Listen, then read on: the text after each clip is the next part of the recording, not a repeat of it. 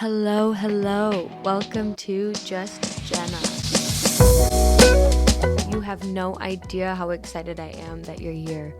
I'll be sharing the wisdom, questions, and curious little truths I've gathered along the way. From brilliant thinkers to weird memes, from ancient texts to the knowing of nature. Some of what I've learned came from books, some from breakdowns, some from simply paying attention, and some from fumbling through it myself. My hope is that these stories expand you the way that they've expanded me. So maybe, just maybe, you don't have to trip over the same parts of life I did. And if you do trip and fall, it's okay. I won't tell anyone. Hello, and welcome back to another episode of Just Jenna. I'm so excited for this episode. Why, you may ask? Oh, I'm sorry. If you're on video, you're lucky. Anyways, focus, Jenna. Focus, Jenna. So this is going to be the very first episode I've ever recorded in my entire life where it's not on my phone, and I have my phone here with me, and I'm so excited because not only do I have my phone, but I have a book. I got a book, and I cannot wait to share with you some of the things that I want to talk about. So let me take a sip of my carrot juice while the dogs are barking. Throughout my life, I have picked up the message that it is vital for you to accept uncertainty. Uncertainty is everywhere. Life is uncertainty. You must accept this as a truth. Now, I was diagnosed with OCD a couple of years ago, and to whom are unaware, OCD, the little nickname, the little tagline, the little it's called the doubting disorder. I'm very well aware of doubt, uncertainty, to the point where it controlled my life. It controlled my life. And then after even getting diagnosed with OCD, going and speaking with my therapist and speaking with all of these professionals and all of these experts in the field, the message was, you need to accept uncertainty. You need to accept uncertainty. And I did. I played by their rules. I played by their rules for a really long time, but I'm just coming into new information that I just want to share. I just want to talk about because there is certainty, and I want to talk about it. I want to talk about the places I've found certainty. And the reason why I want to talk about it is because it's helped me make choices. It's helped me make decisions. It's gotten me out of decision paralysis, because I believe that a lot of people that they deal with a lot of uncertainty. Maybe they don't, or they are existing in a field of uncertainty and they don't know how to deal with uncertainty. They're typically in a state of decision paralysis. And I was stuck in that state for probably 2 years consciously. And it was the most uncomfortable state I've ever been in. That like fear of like making the wrong choice, making the wrong decision. Should I go do this? Should I go do that? But if I do that, I'm going to miss out on this. And does this mean I'm going to be this type of person? And I'm never going to have this if I don't do that. And blah, blah, blah, blah, blah. That controlled me. That voice, that hamster wheel was constantly in my head because I didn't have certainty. I wanted to have certainty that this choice is going to be the right choice for me. And everyone's like, well, that doesn't exist. You just have to know that it could or couldn't be and keep it moving. However, like I said, I've came into some new information.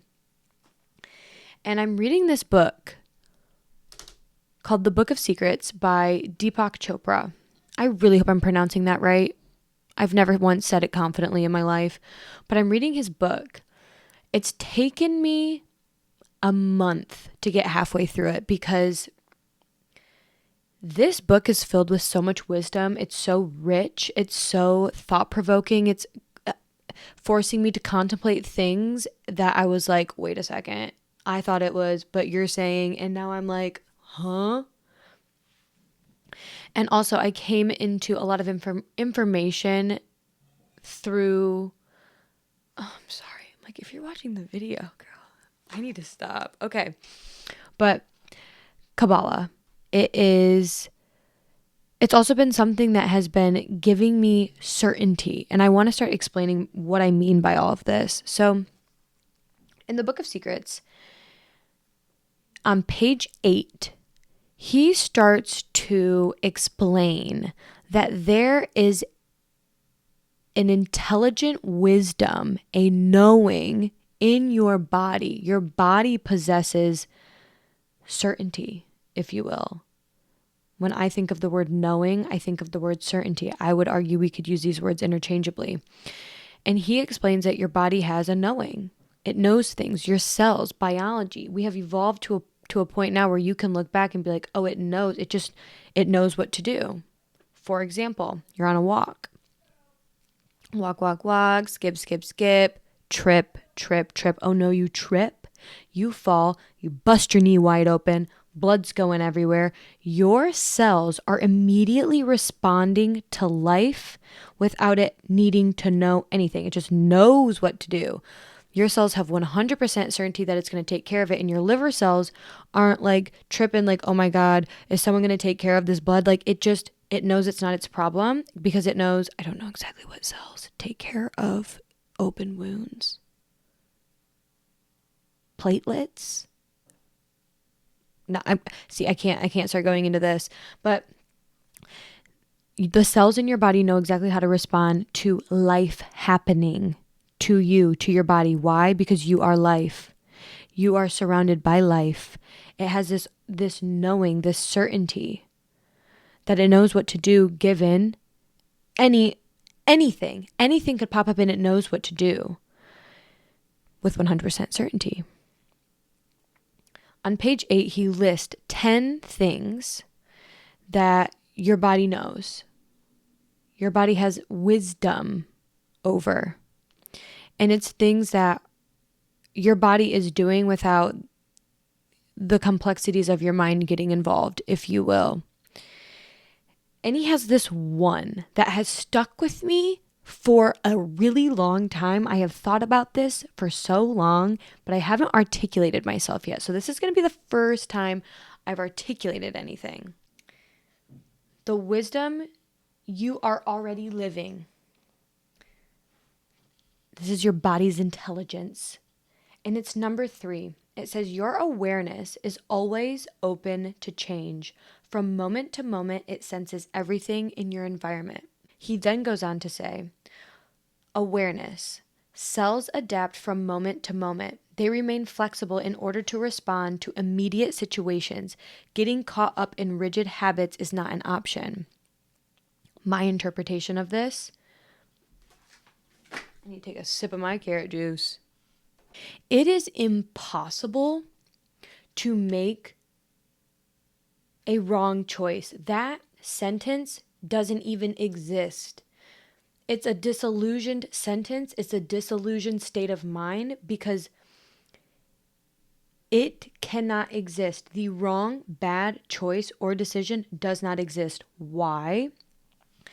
Because whatever choice you make, whatever way you go, you step, whatever way you fall, whatever way you fly, whatever thing you do, whatever you do, whatever decision you end up making, big or small here, people, life will respond to what you're doing and it will support it. Why? Because you are life and life is around you and it wants to support you. It wants to protect you. It wants to stop your knee from bleeding. It will do that without hesitation and without thinking. So whatever you choose, life will support you. It will do whatever it can to support you without thinking because it doesn't want you to fail because you are it. You are life. Life is you. I'm about to throw up my double peace signs, feeling a little hippie about it. But do you understand what I'm saying? No matter what choice you make, it is the right choice because life will respond to whatever you throw at it with immediate reaction, with immediate support. with immediate helping because it has this awareness and this knowing like, I need to go to there. I need to help that. I need to do, we need to support. So when you take that first step, when you take that leap, this is the point though, decision here, you have to make a choice and then proceed with action. And when you proceed with action, you're then disrupting the normality of the landscape. When you disrupt it, it's like when you bust open your knee, you're disrupting the normality of your landscape. When you disrupt your knee, life responds around it to help support it. So when you take that leap into whatever direction you want to go, when you make that choice, when you make that decision, you disrupt the current reality because you're inserting yourself, you're putting your energy into it, and life will start doing things to help you and support you and surround you. I need to take another sip of my carrot juice. Have you guys ever had carrot juice? I love carrot juice. I really do just love carrot juice. Okay, so I was on a walk the other day and I was thinking about this knowing, this truth, because it is true. There is certainty in that. There's evidence in your body. There's evidence in your biology that this is true. And I have a line I want to share. My biology is designed for decision. Doubt is not what I am. It's just a visitor. And when I think of doubt to me is then the mind. And another reason why I know that doubt lives in the mind is because OCD lives in your brain. It's like a couple of neural pathways or something. Something ain't clicking up there, okay, people? And it's in your brain, though. It's not I'm going to call it a sickness, for a lack of better term. It's not, lack of better term here, people. I really don't have a better one. I'm going to call it sickness, and I'm going to keep it moving. It is not a sickness that lives anywhere besides in your brain. And the doubt that comes in through your brain is what is disrupting your body from just allowing this wisdom to take place. And so obviously your mind is going to come up with so much doubt for you because it's just trying to protect you, because your brain is nothing but a processing machine. All it does is process your past and put things into containers to make it easy to make choices. But these choices are usually distorted because it's based on your past. And if you don't want to be living for your past, you want to be living in the present now to continue on in your future. And so I don't know if this awareness is enough for people to have confidence to just make choices. Like, obviously make informed, educated choices and decisions. I'm not just saying because now you know this, go play in the street and be weird, but honor this knowing, feel this knowing, close your eyes and think, oh my God, my body is designed to protect me and support me in whatever choice I make. Not only my body, but life around me is designed to support every decision I make, every action I take forward. And if you're still not believing it, remember that this is life. You are life. You are living in life. You come from life. And this wisdom, this knowing, this certainty, I'm closing my eyes. I just hit the mic with my chin, getting passionate. I'm here. I don't know where I just was. I'm here. There is a certainty in this, and you need to hold this certainty in your heart when doubt creeps in terms of making decisions and choices. Because whatever you want to do is going to be supported. There's so much liberation in that, but then there's so much fear in that. So maybe now you're like, oh my God, Jenna, I get it. Holy shit, she's right. Well, jeepers creepers, now what? Because now it's now you have to make a choice, now you have to make a decision, and that's where a lot of times people get scared. But something I want to say immediately if it feels urgent, if it feels anxious, if it feels fast, if it feels loud, if it feels like it's screaming, that's, you don't make any choices. Sit down for a second. You don't need to rush anything. Sit down, sit down, sit down. Relax. No.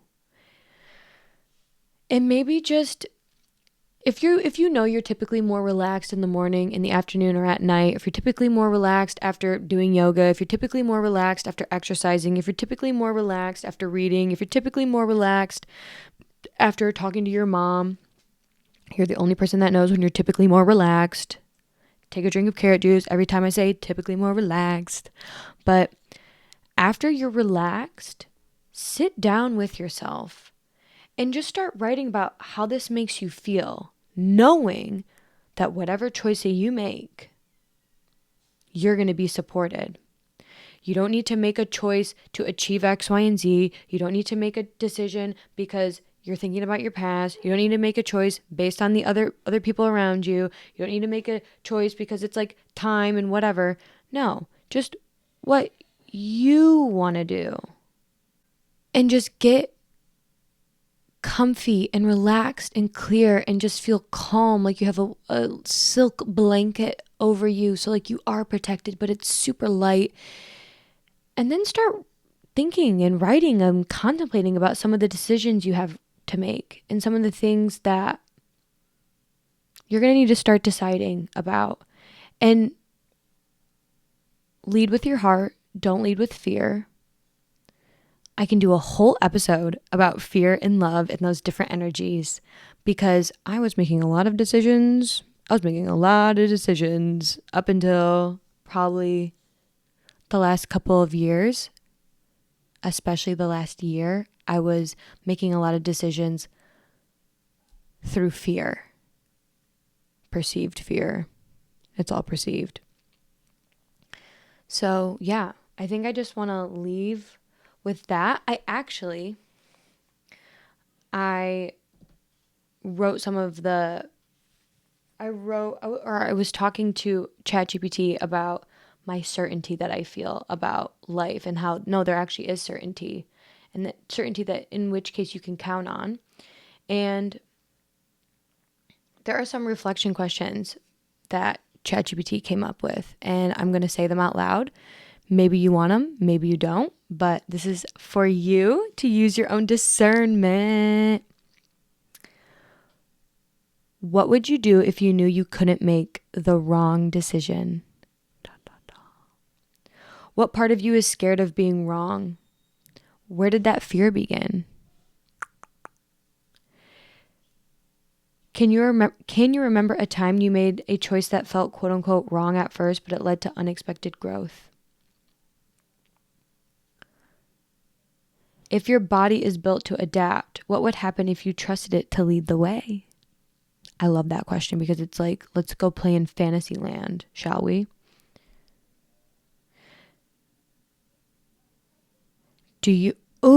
I like this one. I didn't read all of these before I started talking.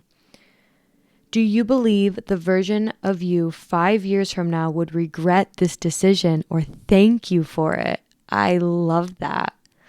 I love that one a lot, actually. That's super cool to think about. I'm going to read that one again. Do you believe the version of you 5 years from now would regret this decision or thank you for it? That's so interesting because I unconsciously do this a lot. I never really realized it because I'm always like, it's for like that diva, like that future diva. Anyways, I hope perhaps you guys gained something from this. I hope I don't know. I want to offer certainty because certainty does exist because everything's in your mind anyways. So it's just a perspective shift. And if you just like decide to trust the wisdom of your body, then you can now have certainty. You can also not believe what I just said. And maybe you like sitting in uncertainty. This really is like, take what you want, leave what you don't. If this made you feel good, take it. If it makes you feel a little gross, maybe ask yourself why it makes you feel gross. But, and then if it genuinely just like makes you feel gross because it's not like just new information, scrap it. Not for you. Who cares? Literally, who cares? You can do whatever you want.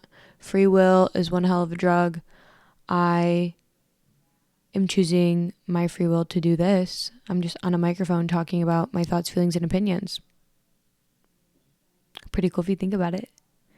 But anyways, I hope everyone's doing well. And yeah, remember, we're all just human beings. We're just little beans. Just little beans. Just little beans.